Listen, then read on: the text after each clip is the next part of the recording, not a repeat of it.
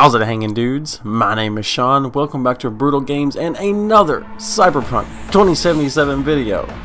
I know I've had taken like a break here and there and uploaded like some filler, and well, we did like Cyberpunk with City Skylines. We built Night City, so that was Cyberpunk-esque, right? So you can check that video out if you guys want to. But we're back to the Cyberpunk explained videos, right? And if you're new to this channel, or if you just don't know, what we do in these explained videos is we just go in blind, as if we don't know much about Cyberpunk. We go to the wiki and we just read through and we just learn, right? We see what it's about. Sometimes these videos are short, sometimes they're long. We'll see how it ends up. And on today's menu is Militech. That's right, one of the biggest competitors and rivals to the Arasaka Corporation. Now, unlike Arasaka, as you can see over here on the side, they literally are just within arms and military, I guess, the industry. That's the only industry they're really in. Arasaka branches out. They do a little bit of different kind of stuff here and there.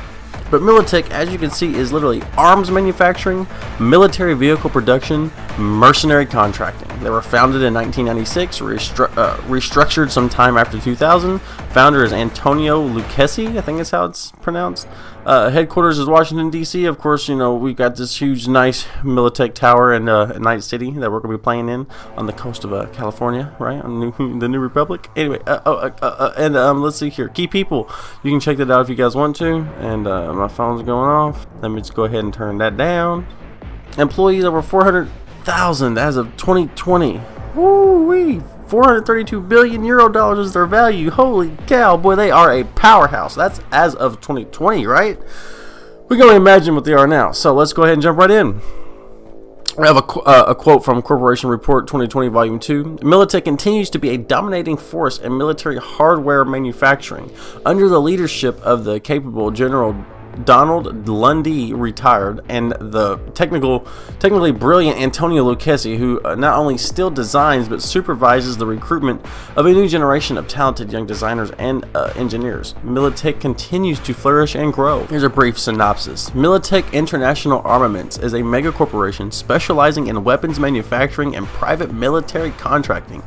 The largest weapons manufacturer in the world, Militech's extensive catalog is used by hundreds of nations, and its mercenary divisions partake in operations ranging from assassinations and corporate security to full-scale military operations. Militech is based out of the eastern U.S., working closely with police and military forces. It has substantially contributed to civilian security systems. It's a powerhouse manufacturer of high-grade military technology, from simple firearms to heavy armored combat vehicles. Yeah, they ain't no joke. They ain't playing around. You know what I mean? They ain't messing around. So let's hop into some history here. History of Militech. Initially founded as Armitech Lucchesi International by Italian weapons designer Antonio Lucchesi in 1996, and although a moderate success, its story as the dominating corporation it is today begins in 1998 with the trials for the new U.S. infantry assault weapon. Although still bankrupt and attempting to recover from the economic collapse of 1994, the U.S. government decided it's time to replace the aging and obsolete M16A2. The final trials came down to three weapon systems: the FNSAP, the cheap but clunky and unreliable weapon that only made it in because it would allow the U.S. to stay compatible with ammunitions and parts with the now NATO alliance, and the Colt AR-17X, a good but expensive gun, and a submission of a newcomer Armitech Lucchesi International, a compact, reliable, and moderately placed rifle. So even in their early history, they get into some kerfuffles with some I guess new weapons that has come about that they're really fighting for in that industry. General Donald Lundy, a member of the Joint Chiefs at the trials, was quickly won over by the Armitech system as the best combination of price, reliability, sturdiness, and accuracy. It was clearly the best three in the trials. However, due to the collapse of the U.S. economy and near collapse of the government, had not only tightened the national budget, but also allowed unsuspected levels industry influence seeping into the political infrastructure. Much to Donald Lundy's protest, the contracts of the new U.S. infantry weapon went to FN. 6 years later, U.S. soldiers would be denied would be dying by the thousands in the jungles of Central and Southern America during the Second South American conflict, with their unreliable sap rifles terribly suited for the tropical climate. Ironically, just a year earlier, the European community had adopted the RAL, the new and excellent gun. However, it was largely incompatible with the sap system. So there's already a conflict right there. Lindy would only observe the tragedy from afar. Can we just stop and appreciate just how deep the backstory of one corporation goes? I know it's a big corporation within the lore, but god dang, man, like it goes deep, and I can only imagine how Cyberpunk 2077 would just incorporate all this. Man, I'm so excited. All right, anyway, let's keep going. Lindy would only observe this tragedy from afar, however, having resigned from the Marine Corps